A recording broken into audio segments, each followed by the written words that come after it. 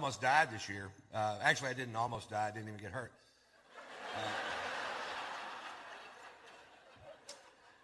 I was in a near-miss plane crash. We were making a movie, and I was flying from Flagstaff, Arizona to Phoenix, Arizona, because my manager doesn't own a Globe.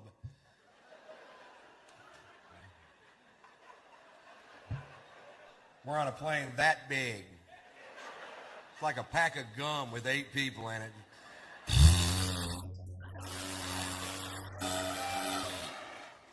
And what happened was we took off from the Flagstaff Airport Hair Care and Tire Center there. We're traveling at half the speed of smell. We got passed by a kite. There was a goose behind us, and the pilot was screaming, "Go around!" We get halfway to Phoenix, we got to go back. It's a 9-minute flight. Can't pull it off with this equipment.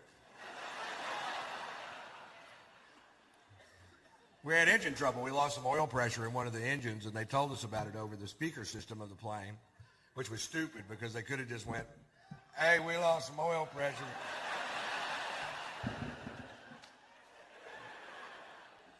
Heard you. Sure did. It was weird. Everybody on the plane was nervous, but I'd been drinking since lunch. And I was like, "Take it down. I don't give a shit."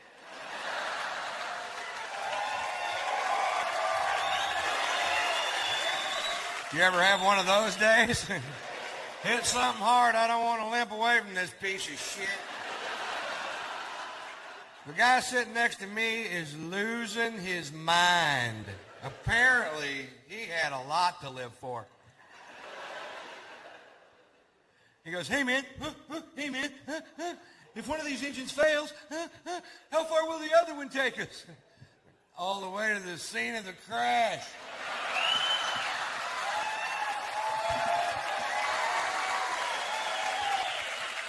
Which is pretty handy because that's where we're headed. I bet we beat the paramedics there by a half hour. We're hauling ass.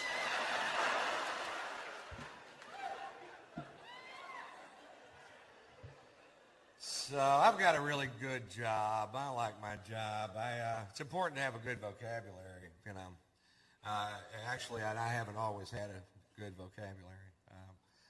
When I was young, if I'd known the difference between antidote and anecdote, my friend Bob Schneider would still be alive today.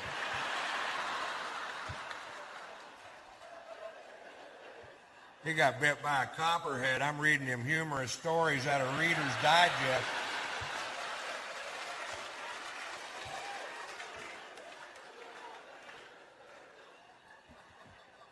I'll tell you a little bit about myself. I'm from Texas. I'm a cowboy, a real cowboy. I was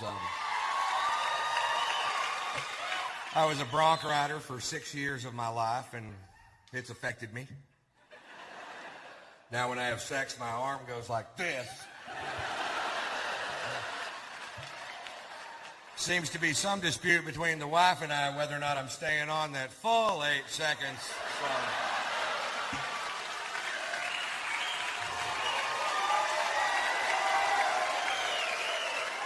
So we got the timer and buzzer and set it up right there in the bedroom, and I taught her the meaning of the phrase most of the time. Would have been all the time, but she won't let me tie that rope around her waist anymore. She hates it when I spur her out of the chutes.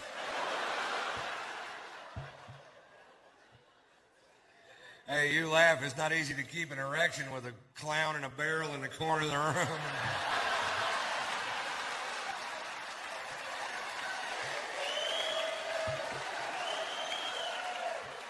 Is it, sir? You got to focus. I'm probably not a typical Texan in that I don't hunt. I fish, but I don't hunt. And not because I think it might somehow be more holy to eat meat that's been bludgeoned to death by somebody else. That's not it. It's really early in the morning. It's really cold outside, and I don't want to go. My cousin Ray, on the other hand, thinks killing a deer with a deer rifle is magic in the forest. I'd like to do for you now my impression of my cousin Ray after the big kill.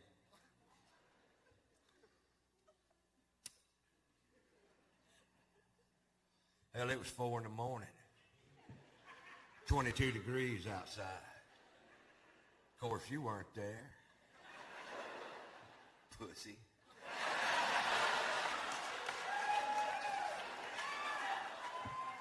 I'm in a camouflage deer blind with grease paint on my face. I've got deer urine on my boots. I'm not sure why. I made that part up. I got a 30-06 with a 12-power scope and a bullet that'll travel 2,200 feet per second. When that deer looked up to lick the salt sucker I'd hung from the danged old tree, caught him right above the eye. Well, yeah, well, I hit one with a van. Going 55 miles an hour with the headlights on and the horn blowing. Woo, that's an elusive little creature. If you ever miss one, it's because the bullet's moving too fast. Slow the bullet down to 55 miles an hour, put some headlights and a little horn on it. The deer will actually jump in front of the bullet.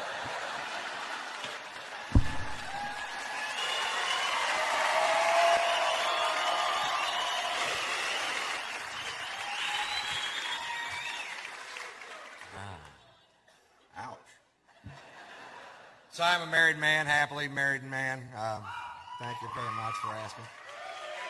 I married a rich woman, if you ever have a choice. Go ahead. Actually, that's the lie. She's not rich at all. Her parents are loaded. And they hate my guts.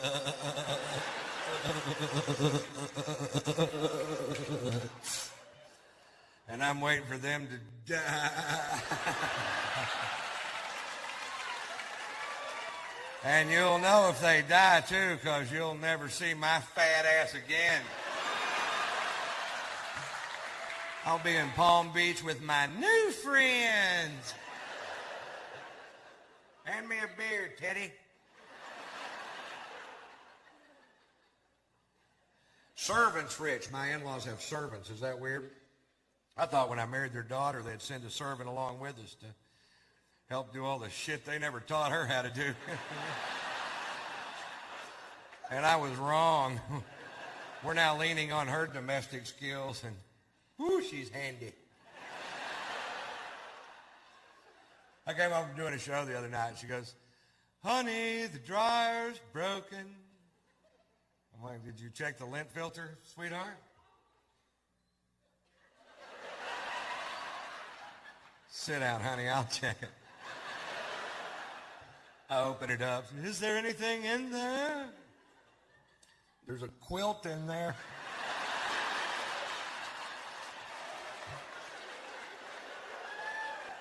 "Look, you made a sofa cushion." I hear a lot of this. I hear a lot of, Ron, you're a pretty good-sized old boy.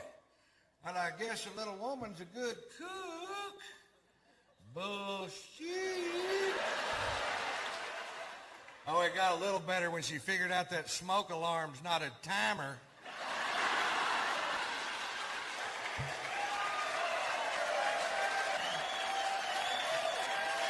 I had to tell her, "Honey, the food is done," before that particular buzzer goes off.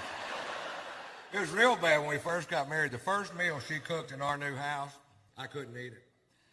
I gave it to my dog. He started licking his butt. She comes in the kitchen and goes, "What's he doing?" "Looks like he's trying to get the taste out of his mouth."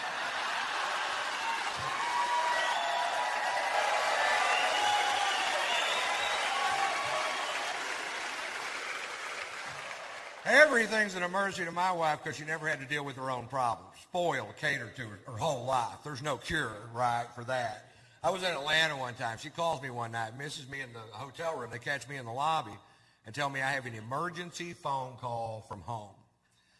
I knock over 10 people in the lobby of a very nice hotel thinking maybe my in-laws.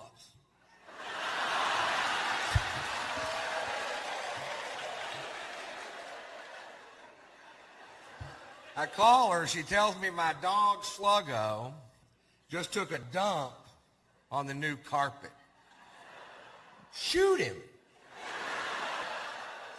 She goes, that's just like you, Ron.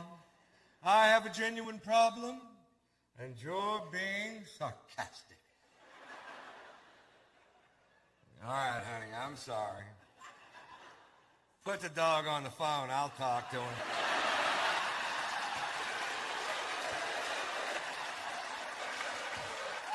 What do you want me to do? I'm in Georgia. I can't pick up the turd.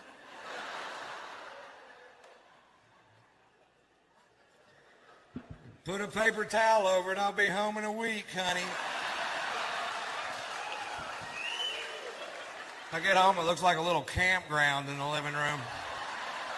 Somebody's having a Poopa Palooza concert. Let him outside. He'll shit out there. I've seen him do it.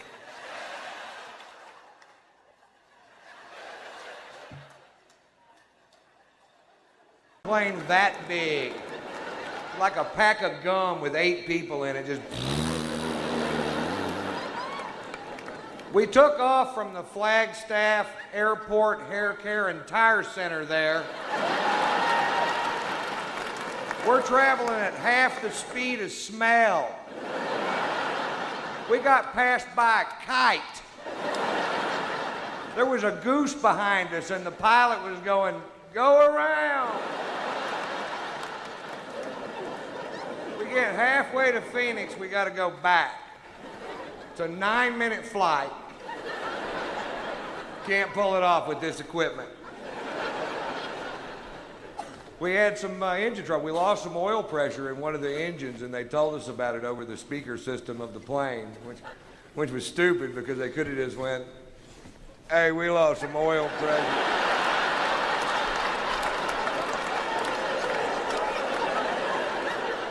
Heard ya. It was weird. Everybody on the plane was nervous, but I'd been drinking since lunch, and I was like, take it down, I don't care. You ever had one of those days? It's something hard. I don't want to limp away from this wreck. The guy sitting next to me is losing his mind. Apparently, he had a lot to live for. He goes, hey man, hey man, if one of these engines fails, how far will the other one take us? All the way to the scene of the crash.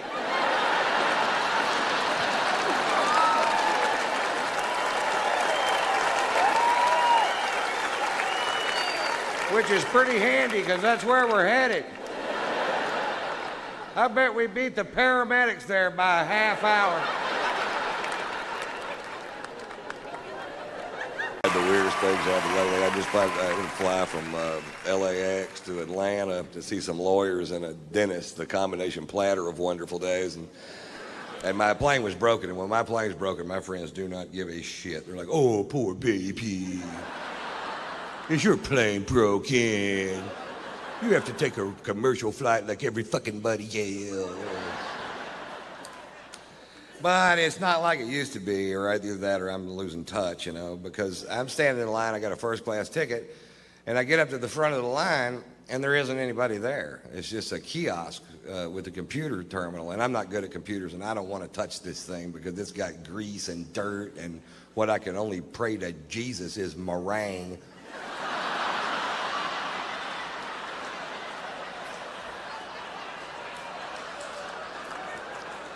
But it works pretty good, you know. I swipe my card through there, and up pops a diagram of the aircraft, and it shows all the seats on the plane, and it shows which ones are occupied so you can choose your own seat, and that is almost a great idea. What would make that a great idea is if there was a photograph of the person sitting in that chair.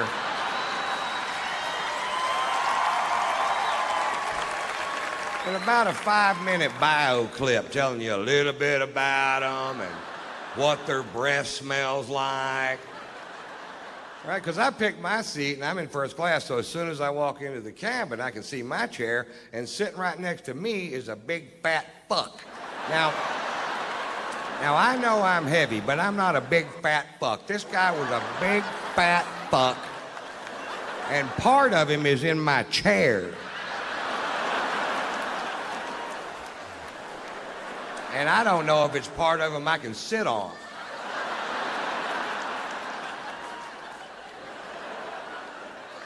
Hey, I've got a little tip for the morbidly obese, and I don't mean to sound cruel, but once you get to 550 pounds, stay home and go for the record. I'll sponsor you. Write tatersalad.com on your gut, and I'll send peaches over there. Peaches? Why wouldn't I send pizzas? I'll send peaches in a salad. But where would be the comedy, Mr. White? Oh, so you're all hung up about that, huh?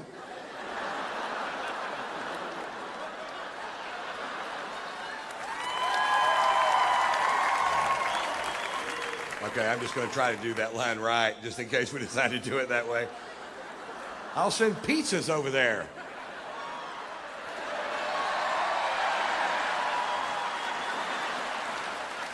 Oh, that is funny. He said pizzas. Oh, Mr. White, boy, he's rich tonight. I get to Atlanta, and I check into the Ritz-Carlton Hotel, and the next morning I go to take a shower, and there's no hot water. And I call the front desk, and I tell the girl at the front desk, I said, there's no hot water. And the girl at the front desk said, sometimes there's no hot water.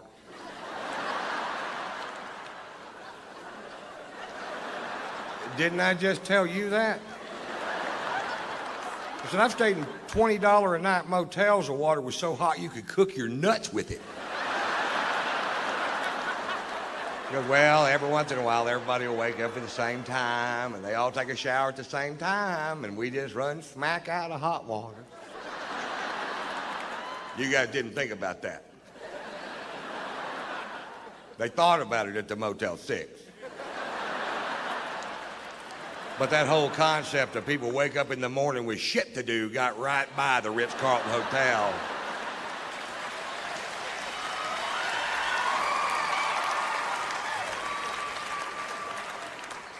So I take a nice cold shower. And then I got to go meet with these lawyers. Now, I hate lawyers. I just can't stand them, and I hate them worse than you do, no matter how much. Have you ever seen video of that guy shooting his lawyer, and his lawyer's trying to hide behind that little tree, and he just keeps shooting? That's the funniest fucking thing I've ever seen in my goddamn life.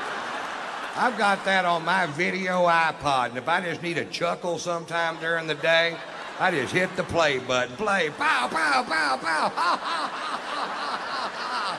Play, pow, pow, pow, ha, ha, ha, ha, ha. Play, pow. I do that till I come.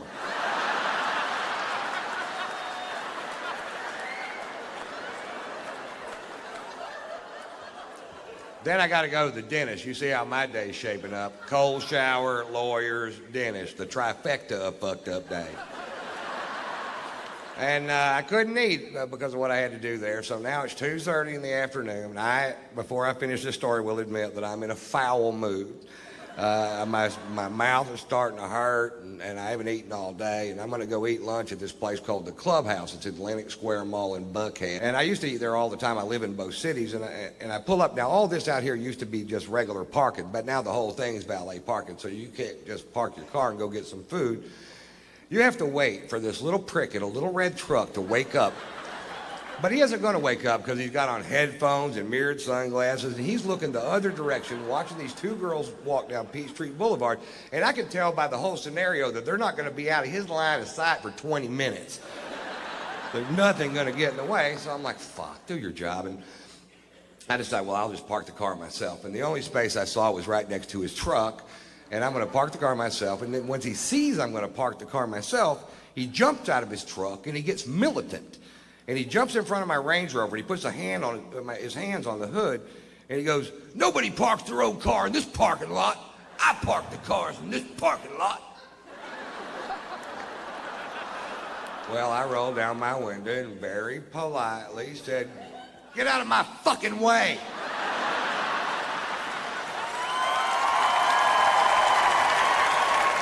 He goes, nobody talks to me like that. You can't park your car in this parking lot. And I said, fuck you. He goes, I'm calling the police. What's your first and last name? I said, it's fuck you. It's F-U-C-K, capital Y-O-U. Fuck you. That's my name. He gets on his radio and calls the Dalai Lama of all parking lot attendants, who comes squealing up in his little red truck. Apparently they give them to him. He hops out of the truck like he's going to do something. He immediately recognizes me, and you see this big, oh shit, wash over his face. He literally shoves this kid out of the way and starts apologizing. He said, Mr. White, I am sorry. I said, listen, this kid's not doing his job. He's an insolent little piece of shit, and he needs to have his ass reamed. He goes, Mr. White, he's going to have his ass reamed by me and my boss's boss. And I was like, well, I had no idea the chain of command went that deep in the parking lot.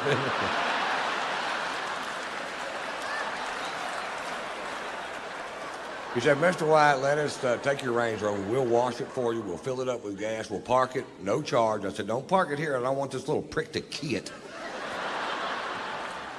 He said, we'll park it on the other side. And I said, fine. So I go have a nice lunch and take more pain pills. Getting a little better mood. Just had my gums scraped, you know. So I walk outside and my Range Rover is shining like a new penny, and I hop in and I fire it up and it's full of gas, and I could have left.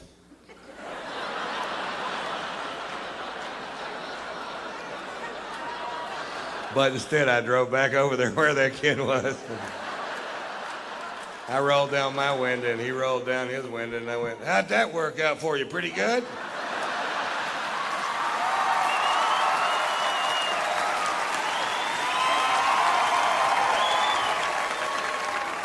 And here's the moral of that story. Don't fuck with me when I hadn't been drinking.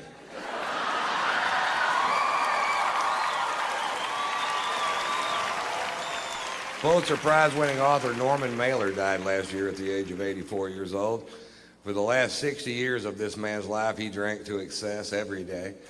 He was married 6 times. He smoked pot. He stabbed his second wife. And I've never read one of his books, but I got to tell you, I'm a huge fan.